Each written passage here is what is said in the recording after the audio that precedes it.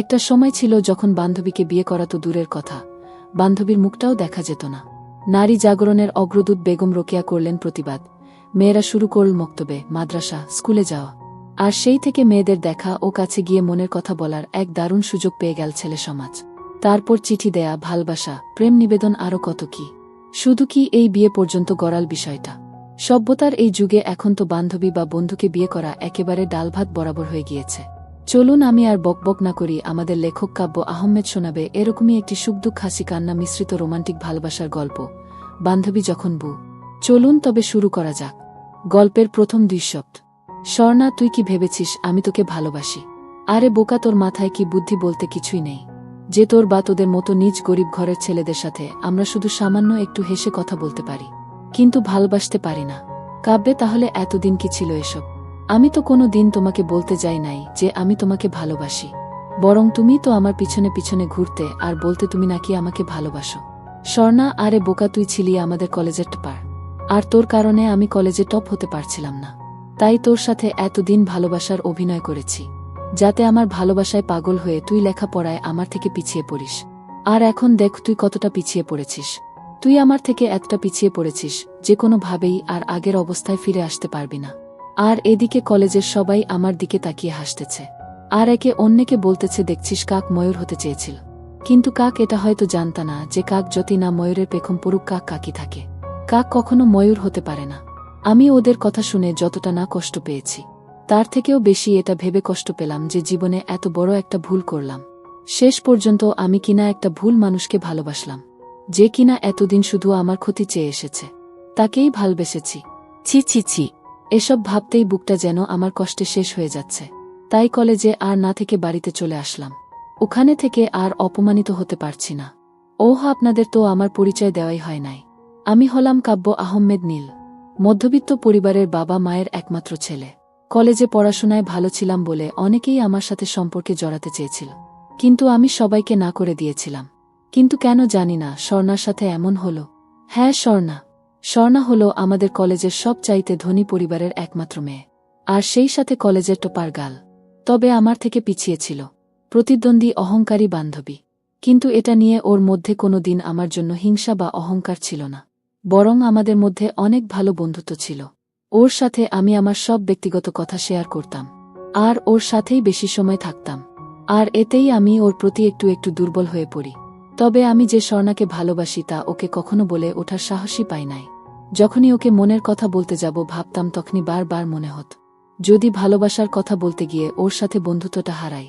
আমি স্বর্ণার জন্য এতটাই পাগল ছিলাম যে ওর কথা ভাবতে ভাবতে কিভাবে যে লেখাপড়ায় পিছিয়ে পড়ি বুঝতেই পারি নাই। অনেক দিন আগের কথা, একদিন ও আমাকে হঠাৎ করেই কলেজ শেষে কলেজের পিছনে পুকুর পাড়ের কাছে থাকতে বলে। কিন্তু কি জন্য তা জানি না। আমিও স্বর্ণার কথা মতো কলেজ শেষে যখন ওখানে ওর জন্য ওয়েট করছিলাম, তখনই কে যেন পিছন থেকে হঠাৎ করেই আমাকে জড়িয়ে ধরে। আর এতে আমি অনেকটা ভয় পেয়ে যাই, আর ভীত গলায় বলতে লাগলাম, আমিস, আরে কে আপনি? আর আমাকে পিছন থেকে জড়িয়ে ধরেছেন কেন? আমি আমার ভালোবাসাকে জড়িয়ে ধরেছি, তাতে তোর কি? হ্যাঁ? মেয়েটার গলার আওয়াজ শুনে আমি যেন স্তব্ধ হয়ে গেলাম, কারণ এটা যে ছিল স্বর্ণার কণ্ঠস্বর। আমি মনে মনে খুশিও হলাম, তবে হঠাৎ মনে হলো স্বর্ণা বুঝিয়ে আমার সাথে মজা করছে। আমি নিজেকে কিছুটা সামলে নিয়ে স্বর্ণাকে বলতে লাগলাম, কাব্যে, ওই ফাজিলের বান্ধরণী ফাজিল, তোর ফাজলামি বন্ধ করে এটা বল কি জন্য আমাকে এখানে ডেকেছিস? স্বর্ণা, ওই কে ফাজিল? হ্যাঁ, আর আমি কি ফাজলামি করলাম? হ্যাঁ কাব্যে, ফাজলামি না তো কি? হ্যাঁ, কলেজের সব ছেলের ক্রাশ আমার মতো একটা গরিব ছেলেকে ভালোবাসবে, তা ফাজলামি ছাড়া আর কি বা হবে? স্বর্ণা, দেখ কাব্য, আমি কোনো ফাজলামি করছি না, আমি কিন্তু সিরিয়াস। আর তুই গরিব বলে কি আমি তোকে কখনো কোনো খোটা দিয়েছি? দেই নাই, বরং তোকে ভালোবেসে ফেলেছি। আর আমি এটাও জানি যে তুই ও আমাকে ভালোবাসিস। বান্ধবীর প্রথম প্রপোজ। আমি হঠাৎ স্বর্ণার কথাই চমকে উঠে বলি, কাব্যে, কি বলছিস তুই এসব? আমি কেন তোকে ভালোবাসতে যাব? আমি তো তোকে শুধু। স্বর্ণা, থাক থাক, আর মিথ্যা বলে লাভ নেই চাঁদ। আমি সব জানি তুই আমাকে ভালোবাসিস, আর হয়তো এটা ভাবছিস এসব আমি কি করে জানলাম। তাহলে শোনো, তুই একদিন আমাকে বলেছিলি যে তুই তোর মনের সব অব্যক্ত কথা তুই তোর এই ডায়েরিতে লিখিস, আর আমি সেখান থেকেই জানতে পেরেছি। তাই তোর না বলার কোনো মানেই দেখি না। আর একটা কথা মনে রাখিস, ভালোবাসা কখনো টাকা পয়সা, ধনী গরিব থেকে আসে না। এটা আসে মানুষের সুন্দর একটা মন থেকে, আর সেই মন থেকেই আমি তোকে ভালোবাসি। বলেই আবার আমাকে জড়িয়ে ধরে। আমি কি আর বলবো ভেবে পাচ্ছি না। একে তো আমিও ওকে ভালোবাসি, আর এতদিন ওকে হারানোর ভয় ছিল। কিন্তু ও যখন আমাকে ভালোবাসে তখন কি লাভ ওকে ফিরিয়ে দিয়ে। তাই আমিও ওকে ভালোবাসি। আর এভাবেই শুরু হয় আমাদের ভালোবাসার রঙিন দিন। ওর সাথে সম্পর্কে জড়ানোর পর থেকে আমি সব কিছুতেই পিছিয়ে পড়ি। আর এতটাই পিছিয়ে পড়ি যে যেখান থেকে পূর্বের অবস্থায় ফিরে যেতে অনেক সময়ের প্রয়োজন, কিন্তু হাতে বেশি সময় নেই। তবুও অনেক কষ্টে নিজেকে কিছুটা গুছিয়ে নেই। যাই হোক, দেখতে দেখতে আমাদের হাসক ফাইনাল পরীক্ষা আসে। অনেক কষ্টে আমি সবগুলা পরীক্ষা দেই। আর যেদিন পরীক্ষার রেজাল্ট দেয় সেদিন আমার মাথায় যেন আকাশ ভেঙে পড়লে। কারণ একমাত্র আমি সবার থেকে একটু বেশি খারাপ রেজাল্ট করেছি। তাই আজ আমাকে সবাই অপমান করছে।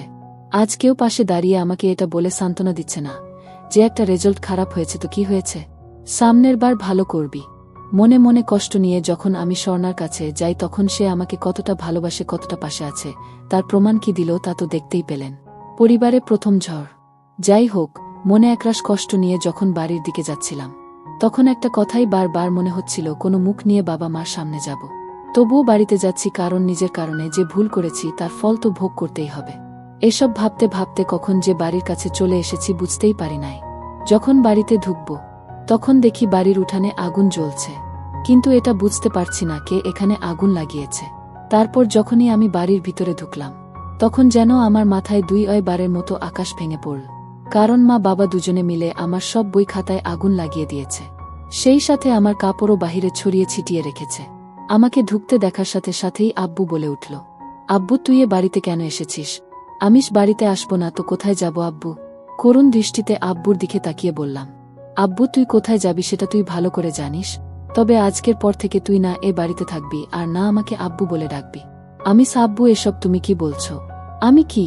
কাঁদতে কাঁদতে, আব্বু তোকে বলেছি না আমাকে যেন তুই আব্বু বলে না ডাকিস। আর এটাই জানতে চাস তো কেন আজ তোর সাথে এরকম? আমিস না থাক, আমি বুঝতে পেরেছি কাউকে কিছু আর বলতে হবে না। আমি চলে যাচ্ছি। যদি আমার চলে যাওয়াতে তোমরা ভালো থাকো তাহলে আমি চলে যাচ্ছি। কাঁদতে কাঁদতে হতাশা থেকে ঘুরে দাঁড়ার চেষ্টা। তারপর বাড়ি থেকে বের হয়ে আসি। বাড়ি থেকে আসার সময় দেখি প্রতিবেশীরাও আজ আমাকে দেখে হাসাহাসি করছে। যে মানুষগুলো এক সময় আমাকে নিয়ে নাকি গর্ব করত, আজ আমি তাদের কাছেও শুধু হাসির আর তাচ্ছিলের পাত্র। যাই হোক, মনের ভিতর একরাশ কষ্ট নিয়ে যখন রাস্তা দিয়ে হাঁটছি তখন মনে একটা কথাই বারবার মনে হচ্ছিল, এই ব্যর্থ জীবন রাখব না। এই ব্যর্থ জীবন রাখার থেকে না রাখাই ভালো। হঠাৎ তখনই মনে পড়ল আমাদের নবী শোট তো কোনো বিপদেই পিছু পা হয় নাই। ইসলামের দাওয়াত দিতে গিয়ে হাজারো কষ্টের সম্মুখীন হয়েছেন, কত কঠিন কঠিন পরীক্ষার সম্মুখীন হয়েছেন। কখনো তো তিনি হতাশ হন নাই, বরং বারবার চেষ্টা করেছেন। আবার আমাদেরকেও হতাশ না হয়ে চেষ্টা করতে বলেছেন। হ্যাঁ, আমিও চেষ্টা করব, আর অন্যদেরকেও এটা দেখিয়ে দিব। কাব্য পিছিয়ে পড়ার ছেলে নয়।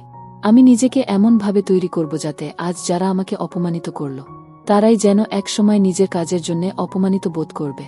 আর তাই আমি নিজেকে নতুন রূপে তৈরি করার জন্য সবাইকে ছেড়ে আজ আমি চলে যাচ্ছি। যদি কখনো ফিরে আসি তাহলে নিজেকে প্রতিষ্ঠিত করেই ফিরব। তারপর আমি চলে আসি ঢাকায়। এখানে এসে অনেক কষ্টে একটা থাকার ব্যবস্থা করি। থাকার ব্যবস্থা করার পর মনের ভিতর একটা প্রশ্নই ঘুরপাক খাচ্ছিল, থাকার ব্যবস্থা হলো, কিন্তু টাকা কোথায় পাব? আমার কাছে যা টাকা আছে তা দিয়ে বড় জোর মাত্র 1-5 দিন চলবে।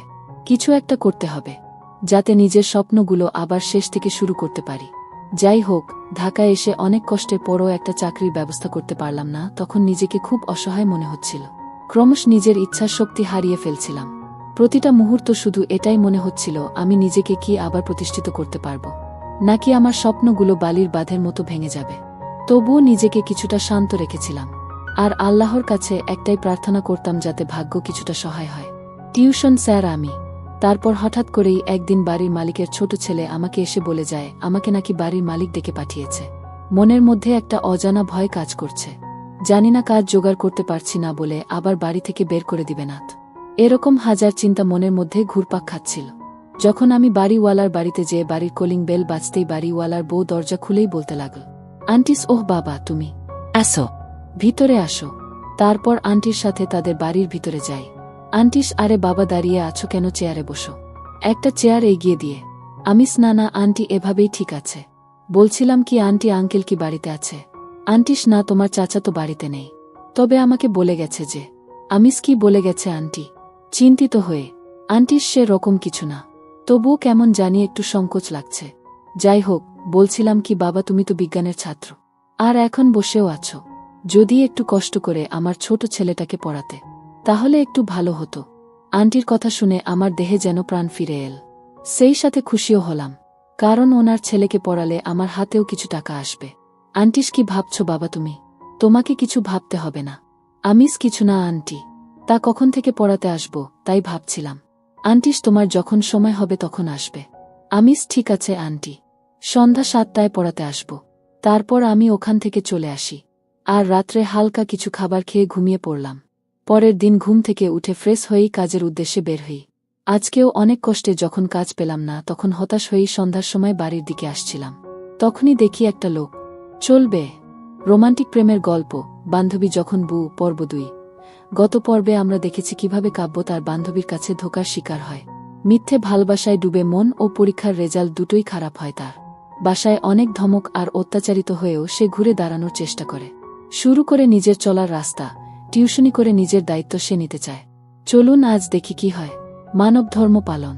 তারপর আমি ওখান থেকে চলে আসি, আর রাত্রে হালকা কিছু খাবার খেয়ে ঘুমিয়ে পড়লাম। পরের দিন ঘুম থেকে উঠে ফ্রেশ হয়েই কাজের উদ্দেশ্যে বের হলাম। কিন্তু আজকেও যখন কোনো কাজ না পেয়ে হতাশ হয়েই সন্ধ্যার সময় বাড়ির দিকে আসছিলাম, তখনই দেখি একটা লোক রক্তাক্ত অবস্থায় রাস্তার পাশে পড়ে আছে। তাকে এ অবস্থায় দেখে আমি অনেকটাই ভয় পেয়ে যাই। এজন্য আমি দ্রুত ওখান থেকে চলে যেতে ধরলাম। কিন্তু হঠাৎ করেই কেন জানিনা মনে একটা কথাই ভেসে উঠল, যদি লোকটা বেঁচে থাকে তাহলে তো লোকটাকে হাসপাতালে নিলে বাঁচতে পারে। কিন্তু আবার ভাবলাম যদি পুলিশ কেস হয়, আর যদি পুলিশ আমাকেই তার এ অবস্থার জন্য দায়ী করে, তবুও আমার মন আর বিবেক একটা কথাই শুধু বলছিল, মানুষের উপকার করাই মানুষের ধর্ম। এজন্য আমি আর 7-5 না ভেবেই একটা অটো ডেকে লোকটাকে নিয়ে হাসপাতালে চলে যাই। ওখানে নিয়ে যাওয়ার সাথে সাথেই দেখলাম ডাক্তাররা ওনাকে দ্রুত অপারেশন থিয়েটারে নিয়ে যায়। আর এতে আমি একটু অবাকও হলাম, কেননা সাধারণত এরকম কোনো রক্তাক্ত লোককে যদি হাসপাতালে নিয়ে যাওয়া হয় তাহলে ডাক্তাররা বলে আগে পুলিশের পারমিশন নিয়ে আস, আরও কত কি। যাই হোক, ওনাকে ওটিতে নিয়ে যাওয়ার কিছুক্ষণ পরে দেখলাম মুহূর্তে হাসপাতালের চারপাশে পুলিশ ঘেরাও করে রেখেছে, যেন মনে হচ্ছে ভিতরে কোনো সন্ত্রাসী আছে, আর তাকে যেন ধরতে আসছে। পুলিশের একজন অফিসার দেখলাম ডাক্তারদের সাথে কি বিষয় নিয়ে যেন কথা বলছিলেন, আর ডাক্তাররা হাতের ইশার করে আমার দিকে কি যেন দেখিয়ে দিল। আর এতেই পুলিশ অফিসার তাকে আর কিছু না বলেই আমার দিকে ক্ষুধার্ত বাঘের মতো আসছে।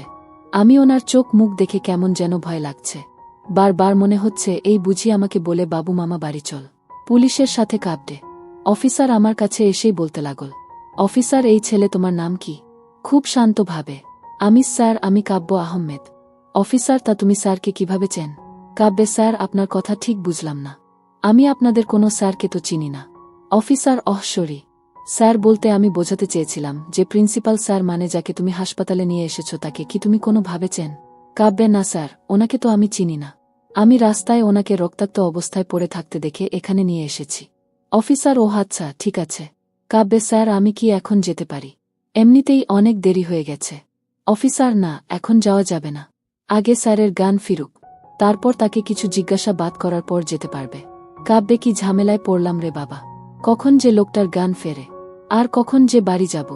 কাব্য মনে মনে বিড়বিড় করছে। অফিসার কিছু বললে?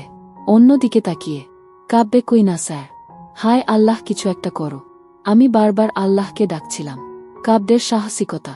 তখনই একটা নার্স এসে বলতে শুরু করল, নার্স, আপনারা চাইলে এখন স্যারের সাথে দেখা করতে পারেন। নার্সের কথা শুনে আমি এতটাই খুশি হলাম যে মন চাচ্ছে এখনই তারে একটা পাপ্পি দেই। অফিসার, ঠিক আছে, আপনি যান, আমরা ভিতরে যাচ্ছি। তারপর আমরা ভিতরে যেতেই লোকটা পুলিশ অফিসারকে উদ্দেশ্য করে বলতে শুরু করল, লোকটা, আরে বাবা ফরহাদ, তুমি এখানে? অফিসার, ফরহাদ, হ্যাঁ স্যার আমি। সালাম দিয়ে, আপনি এখন কেমন আছেন? লোকটা, আমি ভালো আছি, তুমি কেমন আছো? ধুর, কি লোকটা করছি, আসলে উনি তো একজন শিক্ষক, তাকে তো স্যার বলে ডাকা উচিত। ফরহাদ, এই তো স্যার আছি মোটামুটি। তা স্যার, আপনার এই অবস্থা কিভাবে হল? স্যার, আমিও ঠিক বলতে পারি না, আমার সাথে কি থেকে কি হয়ে গেল। সন্ধ্যায় একটু বাহিরে হাঁটতে কি বের হলাম, তখন কোথায় থেকে কিছু মুখোশ পরা ছেলে এসে আমাকে মেরে চলে যায়। যাই হোক, ওসব বাদ দাও। তা তোমার সাথে এ ছেলেটাকে একে তো ঠিক চিনলাম না। ফরহাদ স্যার, ওর নাম হলো কাব্যে। এই কাব্যেই আপনাকে রক্তাক্ত অবস্থায় রাস্তা থেকে এখানে নিয়ে এসেছে। স্যার, আরে বাবা, তোমাকে যে কিভাবে ধন্যবাদ দিব সে ভাষা আমার কাছে নেই। কাব্যে, স্যার এখানে ধন্যবাদ দেওয়ার কিছুই নেই, এটা আমার কর্তব্য, আর আল্লাহ তাআলা তার প্রত্যেক বান্দাকে একে অপরের উপর কিছু অধিকার বা দায়িত্ব এবং কর্তব্য দিয়েছে, আর আমি তারই একটা পালন করার চেষ্টা করেছি মাত্র। স্যার, সবাই যদি তোমার মতো ভাবত তাহলে আজ আমার এই অবস্থা হতো না, আর না পৃথিবীতে এত অশান্তি থাকত। ফরহাদ স্যার, আমাকে এখন যেতে হবে। আর আপনি যদি কাউকে সন্দেহ করেন তাহলে অবশ্যই আমাকে জানাবেন। স্যার, ঠিক আছে বাবা, কিছু মনে করতে পারলে তোমাকে অবশ্যই জানাব। স্যার, ওহ তা বাবা, কাব্য তুমি কি করো? কাব্যে, এই তো স্যার বেকার বসে আছি আর কাজ খুঁজছি। স্যার, কি বলো বাবা, এই বয়সে কাজ খুঁজছ মানে? এখন তো তোমাদের লেখাপড়া করে নিজেকে তৈরি করার সময়। আর তোমার কথাবার্তা শুনে তো মনে হয় তুমি লেখাপড়া করো বা লেখাপড়া জানো। অনুতপ্ত কাব্যে কিছুক্ষণ চুপ থেকে কাব্য বলে, আর লেখাপড়া স্যার? যে মানুষ নিজের পায়ে নিজেই কুড়াল মারে সে করবে লেখাপড়া? তবে হ্যাঁ, লেখাপড়া অবশ্যই করব, কিন্তু তার জন্য নিজেকে তৈরি করতে হবে। স্যার, তোমার কথা ঠিক বুঝলাম না। কাব্যে, কিছু না স্যার, আমি এখন আসি। স্যার, তা তুমি কতদূর পড়েছ? কাব্যে, এই তো স্যার ইন্টার পরীক্ষা দিয়েছি। স্যার, তা তোমার রেজাল্ট কি? কাব্যে, 4.50 স্যার। রেজাল্টের কথা বলতেই আমার মনটা আবার খারাপ হয়ে গেল। তবুও মাথা নিচু করে বললাম, স্যার, ওহ তা তোমার SSCর রেজাল্ট কি ছিল? কাব্যে, গোল্ডেন A+। বিজ্ঞান থেকে। স্যার, কিহ গোল্ডেন পেয়েছিলে আর ইন্টারে এত খারাপ রেজাল্ট করলে কিভাবে? অবাক হয়ে কাব্যে, ওই যে স্যার বললাম না, নিজের পায়ে নিজেই কুড়াল মেরেছি, আর সেজন্য আজ আমি পরিবার থেকে আলাদা হয়েছি। যাই হোক স্যার, আমার কথা বাদ দিন, আমাকে এখন যেতে হবে, আর কালকে আবার কাজের খোঁজে বের হতে হবে। স্যার, স্যার, কি যেন ভাবছে। কাব্যে, আসি স্যার। এই বলে আমি যখনই রুম থেকে বের হতে যাব তখনই স্যার বলে উঠলেন, স্যার, তা তুমি কি আর পড়তে চাও না? পিছন ফিরে বলতে লাগলাম, কাব্যে, পড়তে তো চাই স্যার, কিন্তু পড়ব কিভাবে বলুন? সামান্য যে আমি কলেজের চয়েস দিব তার টাকাই আমার কাছে নেই, সেখানে কিভাবে অন্য কলেজে ভর্তি হব? স্যার, যদি তুমি পড়তে চাও তাহলে তোমাকে আমি আমার কলেজে ভর্তি করাতে পারি। কাব্যে, স্যার করুণা করছেন নাকি? আমি আপনার জীবন বাঁচিয়েছি বলে তার প্রতিদান হিসাবে আমাকে আপনি আপনার কলেজে ভর্তি করানোর কথা ভাবছেন? স্যার, যদি এটা ভেবে থাকেন তাহলে ভুল ভাবছেন। আমি কখনো অন্যের উপকার করে তার থেকে সেই উপকারের প্রতিদান নেই না। আর যদি করুণা করার কথা ভাবেন তাহলে তো আমি কোনো দিনও আপনার সেই করুণার ভার নিতে পারব না। আসি স্যার, আর আমার কথায় যদি মনে কষ্ট পেয়ে থাকেন তাহলে মাফ করবেন, দুঃখিত। স্যার, তুমি ভুল ভাবছ বাবা, আমি তোমাকে করুণা বা তুমি আমাকে যে উপকার করেছ তার প্রতিদান দিতে চাচ্ছি না। আমি তোমার কথা শুনে বুঝতে পারছি তোমার মনের ভিতর খুব বড় একটা কষ্ট লুকিয়ে রয়েছে, যার কারণেই হয়তো তুমি পরীক্ষার খারাপ রেজাল্ট করেছ। আর হয়তো তুমি ভাবছ আমি আমার উপকারের প্রতিদান দেওয়ার জন্য তোমাকে আমি আমার কলেজে ভর্তি করাতে চাচ্ছি, কিন্তু তাও না। আমি তোমার ভিতর কিছু একটা করার ইচ্ছার যে প্রবণতা আছে তা দেখতে পাচ্ছি, বিধায় আমি ভাবলাম তোমাকে আমার কলেজে ভর্তি করাবো। এখন ভেবে দেখো তুমি তোমার লক্ষ্যতে এগিয়ে যেতে চাও নাকি বাকি সব দুর্বলদের মতো পিছিয়ে পড়তে চাও? স্যারের এসব কোনো কথাই আমার মাথা বা মনকে ছুতে পারল না, কিন্তু একটা শব্দ, দুর্বল, হঠাৎ এই শব্দটা কেমন যেন রাগ আর জেদ ধরিয়ে দিল। কাব্যের নিঃশব্দ আর্তনাদ। আমার কেন যেন চিৎকার করে বলতে ইচ্ছা করছে, আমি দুর্বল নেই, দুর্বল নেই। তখন মনের ভিতর একটা কথাই উকি দিল, প্রত্যেক মানুষ তার ভুল শুধরানোর একটা সুযোগ পায়, আর আমি যখন একটা সুযোগ পেয়েছি তখন এটা হাত ছাড়া করা আমার জন্য একটা বোকামি। কিন্তু আমি কি কারো করুণা নিচ্ছি? স্যার, কি হলো বাবা, এত কি ভাবছ? কাব্যে, কিছু না স্যার। স্যারের কথায় আমার ভাবনার ছেদ ঘটল। ভাবছিলাম আমি আপনার কলেজে ভর্তি হব, তবে আমার একটা শর্ত আছে। স্যার, কি শর্ত? কাব্যে, আমার শর্ত এটাই যে আমি আপনার কলেজে ভর্তি হব, তবে ভর্তির টাকা আমি আপনাকে দিয়ে দিব। স্যার, ও এই কথা? আচ্ছা, তোমার যা ইচ্ছা। আগামীকাল তুমি কলেজে যাবে, আর আমি কলেজে তোমার কথা ফোন করে বলে দিব। কাব্যে, আচ্ছা ঠিক আছে, ধন্যবাদ স্যার। স্যার, এখানে ধন্যবাদ দেওয়ার মতো আমি কিছুই করি নাই, আর তুমি তো বললে মানুষ হয়ে মানুষের উপকার করাই ধর্ম। কাব্যে, তবু স্যার, আপনি হয়তো জানেন না আজ আমার মাথা থেকে কত বড় একটা চিন্তার বোঝা নেমে গেল। যাই হোক স্যার, আমি এখন আসি। স্যার, ঠিক আছে, সাবধানে যাও। ছেলেটার সাথে মনে হয় আমার মতোই কিছু একটা হয়েছে, তা না হলে যত খারাপ রেজাল্টই করুক না কেন কোনো বাবা মাই তাদের সন্তানকে নিজেদের থেকে দূরে ঠেলে দেয় না। বলেই একটা দীর্ঘশ্বাস ফেললেন। মনে মনে কথাগুলো ভাবল, স্যার, আজ আমার খুব খুশি লাগছে। আজ যদিও একটা কাজও পেলাম না, তবে আল্লাহ তাআলা আমাকে আজ যা দিয়েছেন তা আমার কাছে এতটাই দামি যা বলার মতো না। যাই হোক, অনেক রাত হয়েছে, তাই আর কোনো কিছু না খেয়েই ঘুমিয়ে পড়লাম। পরের দিন সকালে ঘুম থেকে উঠে ফ্রেশ হয়ে 2টো বিস্কিট খেয়ে কলেজের সব কাগজ নিয়েই কলেজের দিকে একটু তাড়াতাড়ি বের হয়ে গেলাম। এখন কি করব বলেন তো? আর আমি বাবার হোটেলে থাকি না, এখন নিজেকেই নিজের জন্য সব করতে হয়। First day Ed college. যাই হোক, প্রায় আধা ঘন্টা পর আমি স্যার যে কলেজের প্রিন্সিপাল সেই কলেজে পৌঁছে যাই। কলেজের ভিতর যাওয়ার সাথে সাথেই দেখি কলেজের ছেলে মেয়েরা আমার দিকে অবাক হয়ে তাকিয়ে আছে, আবার কেউ কেউ আমার দিকে তাকিয়ে হাসছে, হয়তো আমার পোশাক দেখে। আমি সেদিকে খেয়াল না দিয়ে কলেজের অফিস রুমের দিকে যেতেই হঠাৎ করেই কিছু একটার সাথে ধাক্কা খেয়ে পড়ে গেলাম। আর এদিকে পুরো কলেজে হাসির রোল পড়ে গেল। হে আল্লাহ, আমি কি কোনো পিলারের সাথে ধাক্কা খেলাম নাকি? কিন্তু পিলারের সাথে ধাক্কা খেলে তো আমার ব্যথা পাওয়ার কথা, তাহলে আমি শুধু মাটিতে পড়ে গেলাম কিন্তু ব্যথা পেলাম না কেন? ব্যাপারটা কি? তাই মাটি থেকে উঠতে উঠতে সামনে তাকাতেই দেখি একটা মেয়ে। শুধু মেয়ে বললে ভুল হবে, যেন একটা নীল পরী। আমার সামনে রাগী লুক নিয়ে দাঁড়িয়ে আছে। তার আমার দিকে তাকিয়ে থাকা দেখে মনে হচ্ছে আমাকে যেন চিবিয়ে খাবে। তাই পরিস্থিতি সামলে নিতে আমি মাথা নিচু করে সরি বলতেই ঠাস ঠাস। বুঝতে পারলেন না মেয়েটা আমাকে চোর মেরেছে। আর এত জোরেই চোর মেরেছে যে মনে হচ্ছে আমার সব কয়টা দাঁত বের হয়ে যাবে। চোরে মেরেই বলতে লাগল, মেয়েটার কোথা থেকে যে এসব খ্যাত লুচ্চা ছেলে আমাদের কলেজে আসে আল্লাহই জানে। কাব্যে দেখুন আপু, আমি ইচ্ছা করে। মেয়েটা ওই খ্যাতের বাচ্চা খ্যাত, এটাই বলতে চাচ্ছিস তুই ইচ্ছা করে আমার সাথে ধাক্কা খাস নাই? তোদের মতো ছেলেদের আমার খুব ভালো করেই চেনা আছে। আমাদের মতো বড় ঘরের সুন্দরী মেয়ে দেখলেই ধাক্কা খেতে মন চায় না। এরকম আরও অনেক বাজে কথা বলে সে চলে যায়। আর আমি মাথা নিচু করে সব সহ্য করে নিলাম। আমি চাইলেই মেয়েটার প্রত্যেকটা কথার জবাব দিতে পারতাম, কিন্তু না, আমি তা করলাম না। কারণ আমি আমার জীবনে মেয়েদের সাথে কোনো সমস্যা বা কোনো সম্পর্কে জড়াতে চাই না। যাই হোক, তারপর আমি অফিস রুমে গিয়ে এক স্যারের কাছ থেকে সহকারী প্রিন্সিপালের রুমের ঠিকানা নিয়ে প্রিন্সিপালের রুমের কাছে গিয়ে দরজায় নক করতেই প্রিন্সিপাল কামিন। কাব্যে ধন্যবাদ স্যার। সালাম দিলাম। প্রিন্সিপাল, তোমাকে তো চিনতে পারলাম না। কাব্যে স্যার, আমাকে প্রিন্সিপাল স্যার পাঠিয়েছেন। প্রিন্সিপাল, ওহ তুমি তাহলে সেই কাব্যে। গতকাল রাতে স্যার আমাকে সব বলে দিয়েছেন। আর আমি সব কিছু প্রায় ঠিক করে রেখেছি। তা তুমি কি তোমার সব কাগজপত্র নিয়ে এসেছ? কাব্যে হ্যাঁ স্যার, নিয়ে এসেছি। মাথা নিচু করে বললাম, এই নিন। তারপর স্যার আমার সব কাগজ নিয়ে বলতে লাগলেন, প্রিন্সিপাল, তুমি আগামীকাল থেকে কলেজে আসতে পারো, আর তোমার রোল হল। তারপর আমি স্যারকে আবার সালাম দিয়ে মাথা নিচু করে কলেজের বাহিরে চলে আসি। কলেজ থেকে বাড়িতে ফিরে চলবে।